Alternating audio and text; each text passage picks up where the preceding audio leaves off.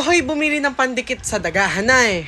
At ang kanyang pangalan ay Shen Linda, Sticky Mouse Board. Di mo kaya. Ito ho ang board. Ang nakapagtataka nga lang ho, kung ano-ano mga nakasulat. Una, stick, rats, trapsies, hormies in body. Ano ho iyon? Ikalawa ho, romantic rat nightlife, the charming dashing habit is many. The on the way fortune upon the strange monster. Miserably and miserably and miserably. Exclamation point, die. Higi, maglaro ng anyuhan. Ito ho ang next, At the contact, namely glue round up all at one fell swoop. Ano hong kinalaman nito, Shen Linda, sa mga pinagsasabi ninyo? At dumako na ho tayo sa likod. Agoy, kalooy. Halina tignan ng usage. Number 2.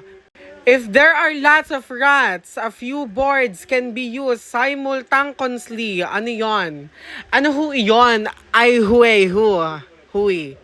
Hui. At sa attentions, Diyos ko day, if clothes are stained by mucus, you can first clean it with diesel oil and then wash it with detergents. Ano hong kinalaman nito sa damit, Shen Linda? Ano na, Shen Linda? Goy, kaluoy!